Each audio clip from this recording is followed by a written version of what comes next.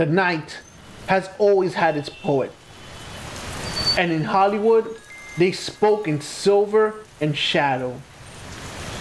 Out of the smoke-filled alleys of the 1940s, under the dim buzz of dying neon signs, a new kind of dream began to flicker on the screen.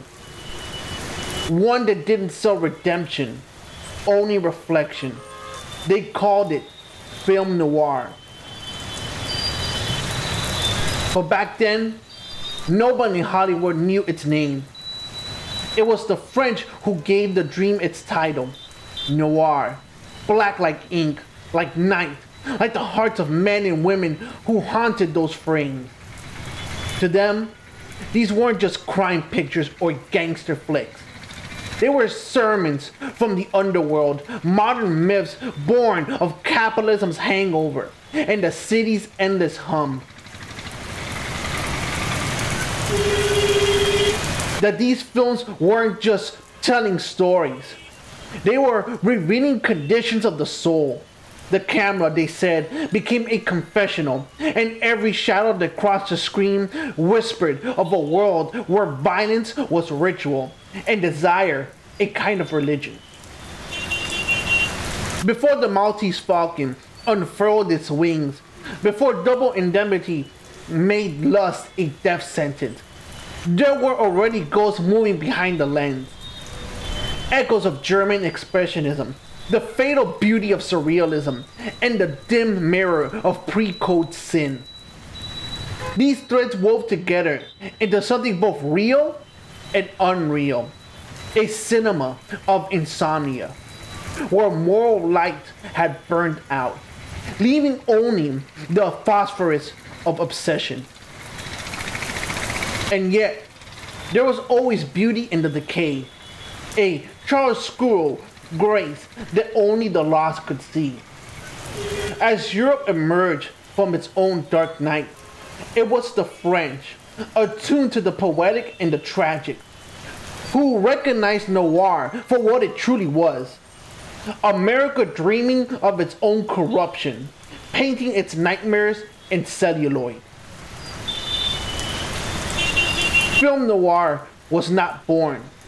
It congealed from sweat and rain, from nicotine and neon, from the ache of a nation learning how to live with guilt. This is the story of that darkness. Its rise from the back streets of pulp fiction to the bright void of postmodern cinema. A story of shadows that learned to speak. A story of beauty that bled. A story of how the night, once feared, became America's mirror. It began in the summer of 1946. A humid, heavy season in post-war France, when the streets still smelled faintly of rationed tobacco and liberated wine. For years, the French public had been cut off from the American dream. They knew John Ford's America of wide skies, Frank Capra's of faith and optimism, but not the darker mirror their alley had been holding up to itself during the war. Then almost overnight, the curtain lifted. Between July and August, 5 American films arrived in Paris like messages from a different continent of the soul. The Maltese Falcon, Laura, Murder My Sweet, Double Indemnity, and The Woman in the Window. The effect was electric. The critics still writing from within the bright moral clarity of pre-war cinema. Didn't yet have a name for what they were seeing. These were detective stories, yes. There were guns, femme fatales, and private eyes. But something in their tone felt poison, exotic, erotically cruel. The air of these films was not heroic, but humid. Shadows lingered like perfume. Women wore their cynicism like veils. Violence arrived not as a spectacle, but as a punctuation. The period at the end of every doomed sentence. Nino Frank, the first critic to write what he saw, called it film noir, black film. Not simply for its lighting, but for its spirit. When he glimpsed was a new emotional register in cinema, one that mirrored the moral exhaustion of the century. They were not stories of virtue rewarded or justice restored. They were reports from the underworld of modernity. The French saw it before the Americans did. In Hollywood, Double Indemnity, The Big Sleep were still considered thrillers. Solid studio entertainment built from pulp. But in post-war France, where the trauma of occupation and collaboration has stripped away illusions, the mood of these films resonated differently. Their fatalism felt familiar, their corruption intimate. What emerged slowly and almost accidentally was a series, not by design, but by contagion. Film noir was less a genre than a fever spreading through the machinery of the American studio system. Its symptoms were unmistakable: an urban setting, an ambiguous hero, a moral fog thickened by desire and deceit. But like all diseases, it had a genealogy. Before the Maltese Falcon unfurled its shadows, there was Caligari in Germany, an ancestor in madness and chiaroscuro. The expressionists of Weimar cinema had already taught film how to dream in light and shadow, and their exiled disciples, Lang, Wilder, Sidemark, carried that dream across the Atlantic, transmuting it into something colder, harder, and distinctly American. If Europe had given noir its visual vocabulary, America gave it its accent: terse, cynical, and fatalistic. The hard-boiled writers distilled the new language of urban despair. Their novels were not about crime so much as consequence, and their dialogue moved like broken glass across the page. In adapting them, Hollywood discovered a new lexicon of corruption. The poverty, the poetry, the cigarette smoke, and the sleepless conscience. By 1946, the contours of the style were unmistakable. Noir was not only an aesthetic, it was a diagnosis. The camera no longer stood apart from sin, but shared in its fascination. The detectives, both seeker and accomplice. The femme fatale was not a symbol of temptation, but entropy. A gravity that pulled every man down to his doom. Film noir was, in essence, America's night terror. The dream it refused to admit was its own. The Great War, the sacrificial machine. Before the shadow of the city, before the cigarette smoke and rain-slick alleys, there was another darkness, vaster, impersonal, and industrial. It was called the Great War. Between 1914 and 1918, the modern world offered itself up to a ritual unlike any seen before. The nations of Europe, swollen with pride and steel, marched not towards victory, but towards purification through annihilation.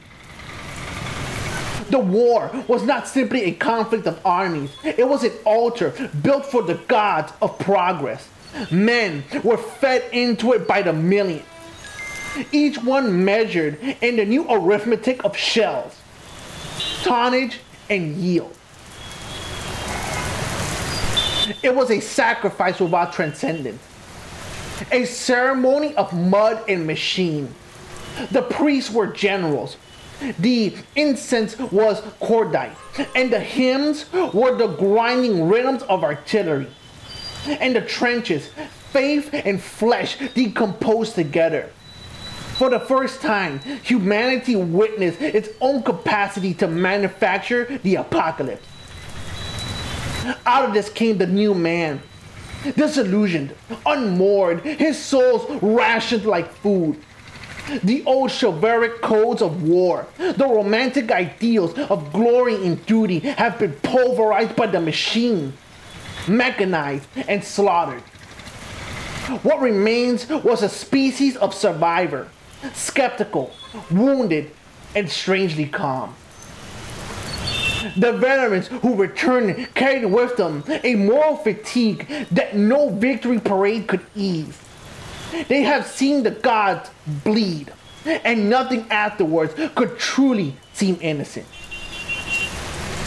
It was from this inheritance that the noir sensibility emerged.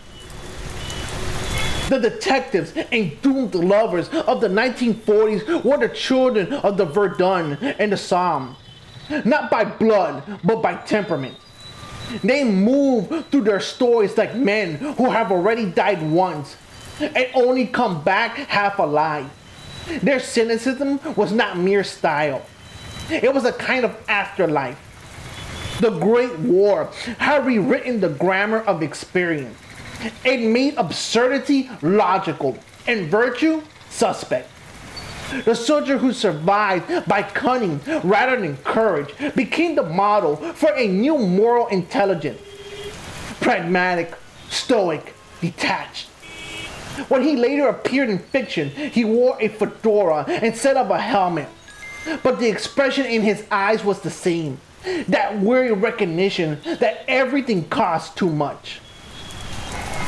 To call the war a human sacrifice is not a metaphor, but diagnosis.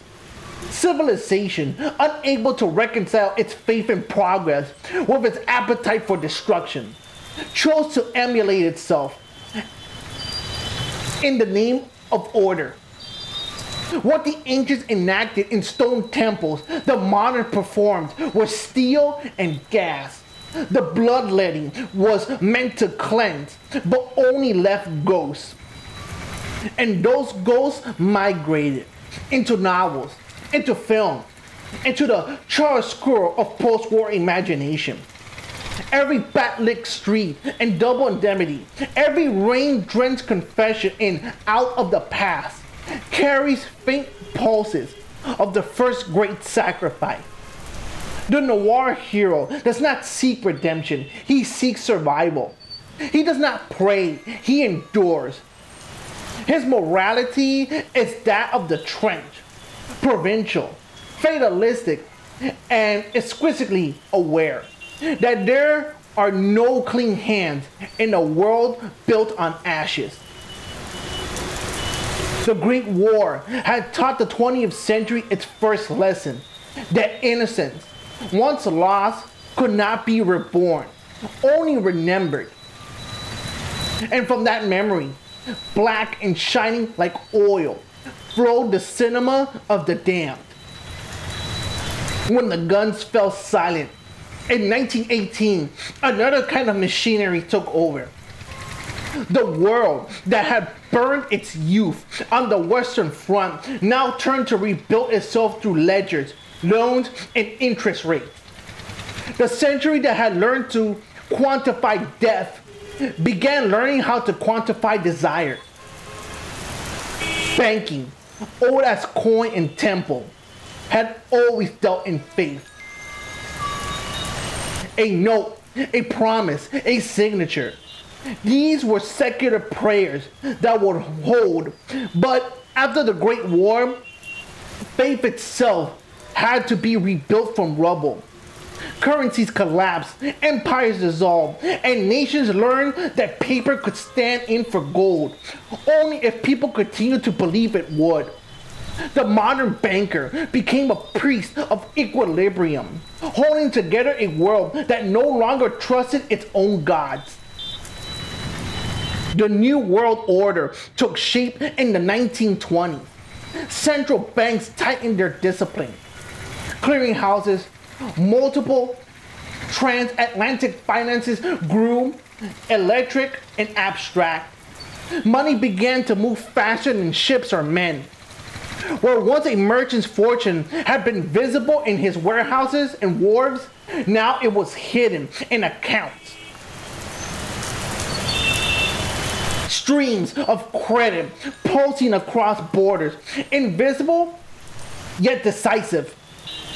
The old solidarity of gold gave way to a subtler standard information. With this transformation came method. Banks developed internal organs, the collection department, the credit department, the note tellers. Each a chamber of the same heart. Every transaction left its trace. Every borrower acquired a dossier.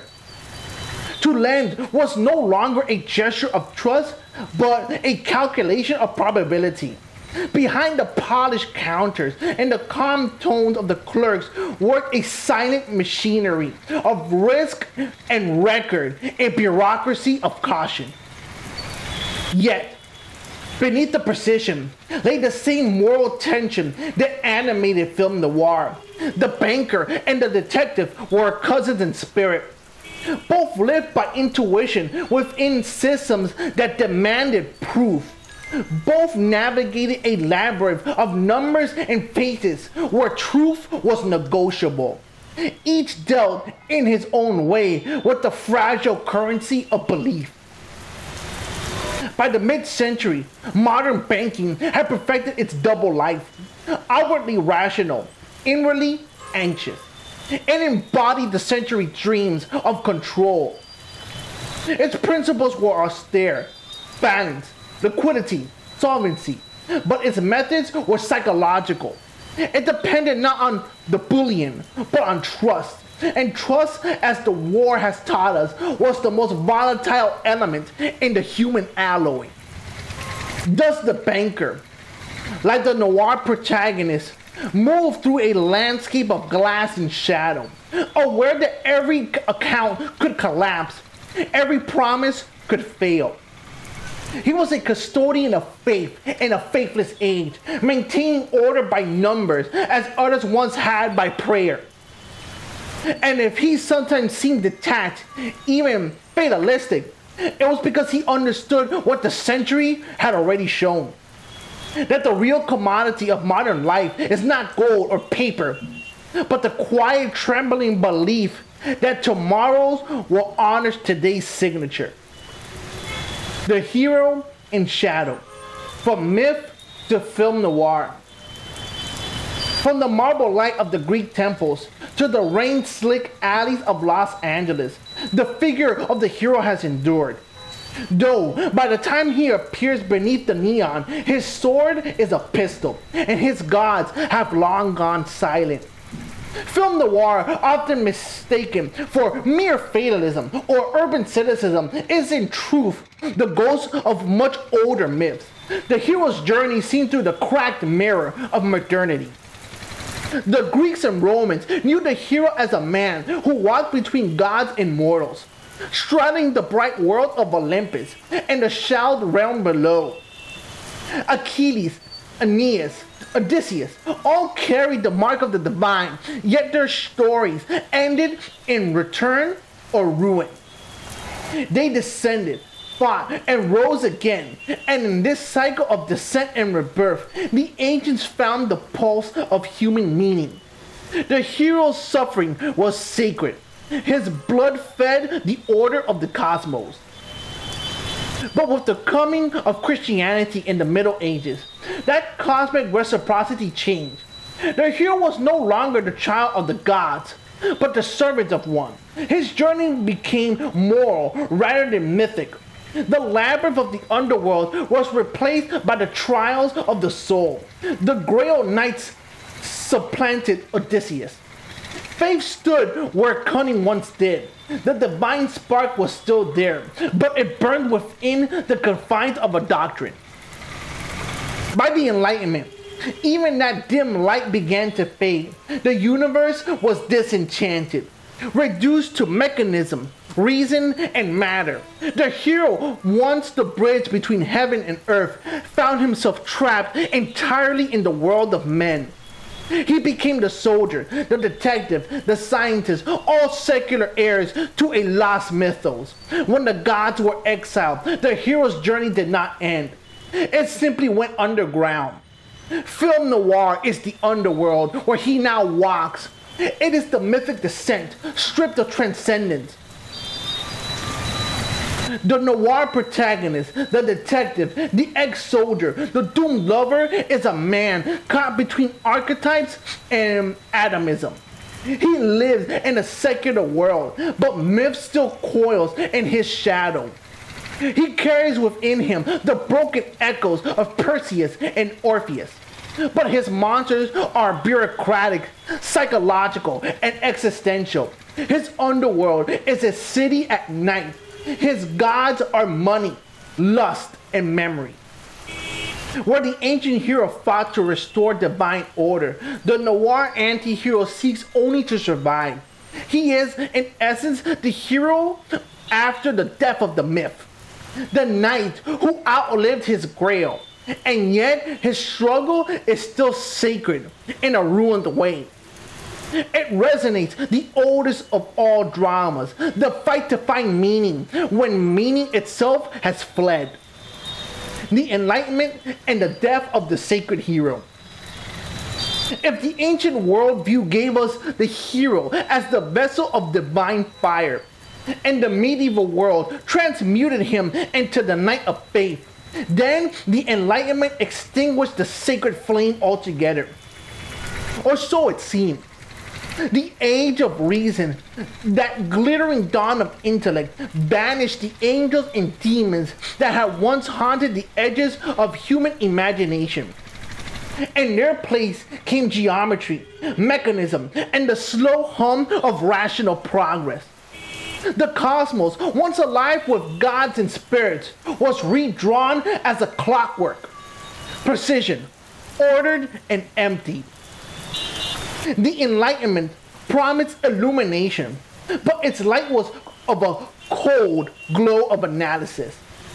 The old myths were dissected on the operating table of reason, where once the hero's suffering had echoed the sacred dramas of the gods, it now became psychological, social, or political.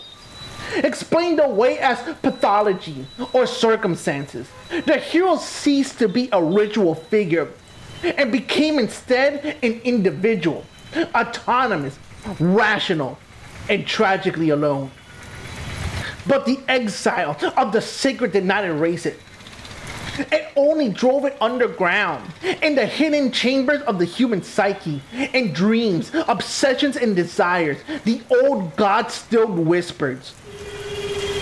What had once been ritual sacrifice and divine trial re-emerged as neurosis, guilt, and obsession. The Enlightenment gave us reason, but it also gave us a shadow of reason. The unconscious. And from it, this shadow that the noir world would later become born. In the ruins of metaphysics, the world became a stage for a new kind of ritual. One enacted without the presence of the gods. The Great War was the first mass offering to this new altar, a sacrament of blood and steel, carried out not from Olympus or heaven, but for the abstractions of nations, industry, and progress. The machine became the idol, and men were its sacrifices. The Enlightenment's rational order had culminated in mechanized slaughter. And out of that furnace emerged the modern anti-hero, stripped of faith, divinity, and idealism, yet still haunted by the shape of their absence. This is the soil from which film noir grows, the shadow garden of modernity. Its cities are illuminated not by the divine light, but by electronic glare of street lamps and neons. Their reflections dance like fallen stars in the rain-slicked streets. The noir protagonist is the rational man, haunted by the irrational, the enlightened man who cannot escape the darkness of his own light that he has cast. He walks through a world explained but not understood, where knowledge no longer redeems and truth no longer sets anyone free. In this sense, the noir detective or doom lover is the Enlightenment's ghost. He inherits the rational mind, but not the cosmic order that once gave it meaning. He searches, investigates, deduces, but what he finds is always corruption, illusion, or loss. His descent is not into the mythic underworld, but into the labyrinth of reason itself, where every corridor leads back to despair. The gods are gone, but their absence weighs like gravity. Every shadow hints at their outline. And so the Enlightenment, and destroying the sacred world, unknowingly created the conditions for its return, not in temples, but in cinema. Noir becomes the new liturgy of the disenchanted, a ritual of smoke and guilt, and light in which humanity performs its own fall night after night, projector to projector, screen to screen. The prodigal son. If the Enlightenment was the fall of the gods, then the Great War was the moment humanity realized it had inherited their ruin. The world, once radiant with the promises of progress, turned its rational machines toward annihilation. The same engines that had built the factories and the same railways were now devoted to fire and steel. What had been the altar of industry became the altar of sacrifice. The Great War was not merely a conflict of nations. It was a ritual, a grim mass offering performed by a generation who believed themselves enlightened and found themselves damned. In America, far from the battlefields of Europe, the echo that thundered still reached the city. The young republic, drunk on invention and velocity, had long believed itself chosen, a prodigal child of the Enlightenment, destined to redefine what Europe had broken. Yet, as the bodies came home, silent and shrouded, the myths of innocence faltered. The war between the states had already scarred the national psyche with the knowledge that brother could turn upon brother. The Great War made that wound planetary. It was no longer a matter of North and South, but of humanity and its own reflection, a mirror cracked by mechanized horror. In this desolation, the American imagination began to turn inward. The wide open frontier, that shimmering dreamscape of boundless possibilities, gave way to the claustrophobic streets of the city, wet with rain and electric light. The cowboy's horse was traded for a detective's trench coat. The landscape of moral clarity became a labyrinth of shadows. Film noir, in this sense, is the art of the returning son, the one who comes home from the slaughter to find there is no one left home. Every noir protagonist carries this inheritance. The father's war, the father's guilt, the father's failure to protect the world that believed too much in progress. He is the son who must walk through the wreckage, trying to reconstruct a moral order that had been bombed out of existence. The femme fatale becomes not just temptation, but history itself. The alluring, destructive past that refuses to stay buried. Each crime investigation is an echo of an older sin. Each betrayal, a repetition of the same original fall.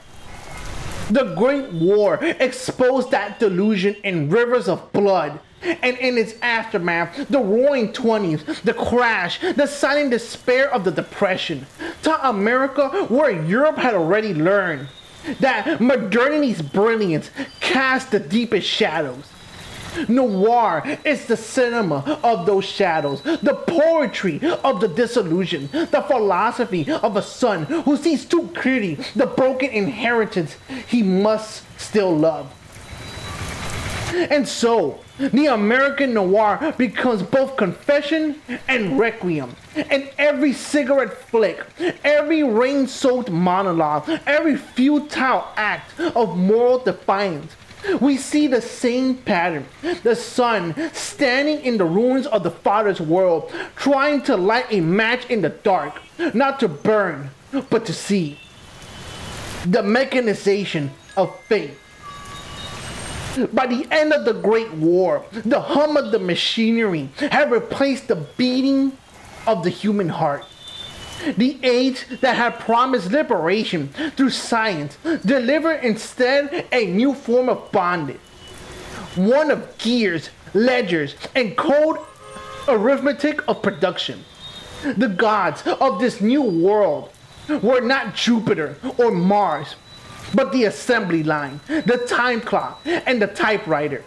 Humanity had forged its own pantheon in steel and steam. And the offerings were counted in hours, worked, and lives consumed. This was the spiritual condition from which film noir would emerge. A world where destiny itself had been mechanized.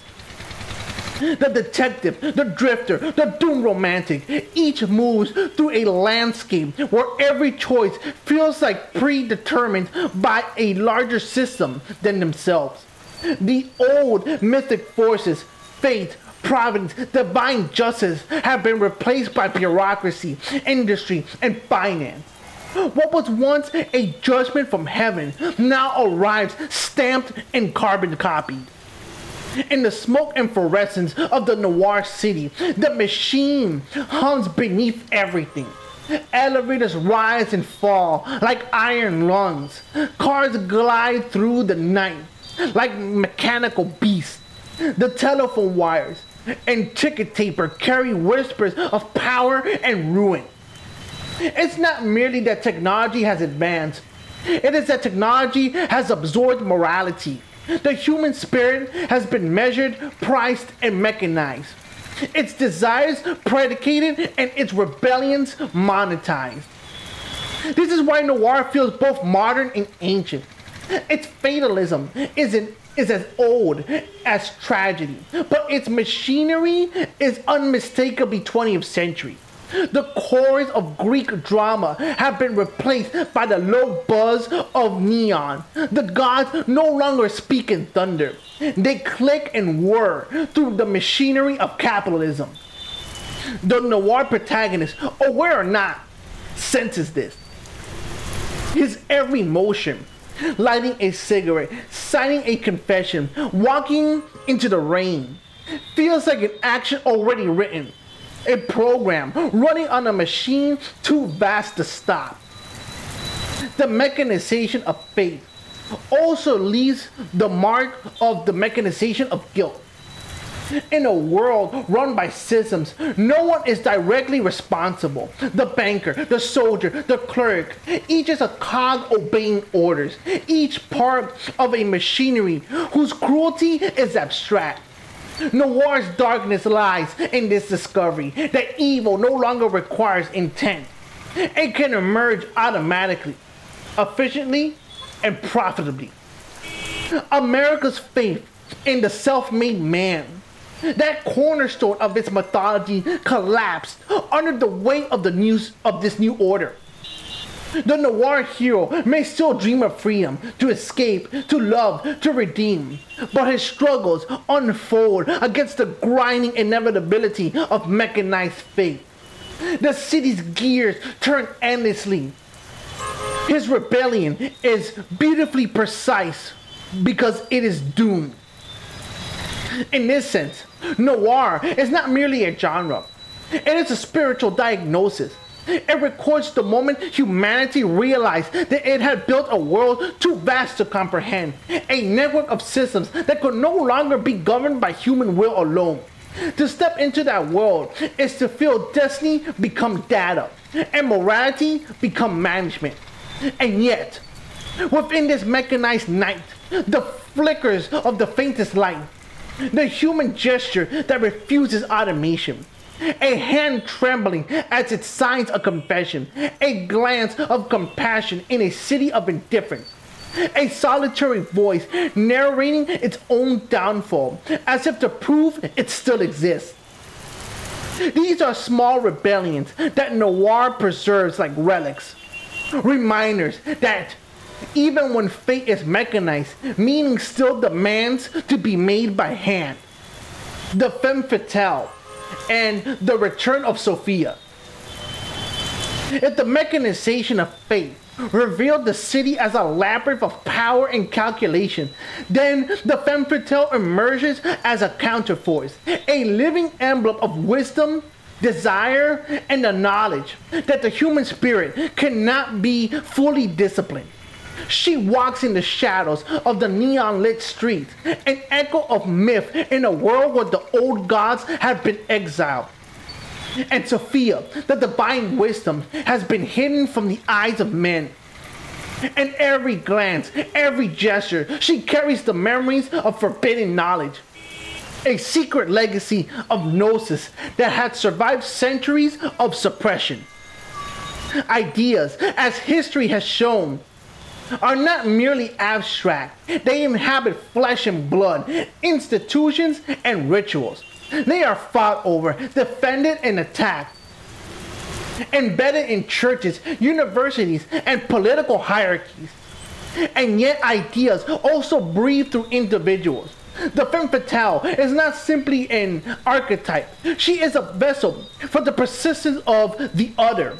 In a world obsessed with orthodoxy, like the exiled Sophia, she moves at the margins, asserting power not through brute force, but through intellect, intuition, and the uncanny awareness of the city's hidden geometries.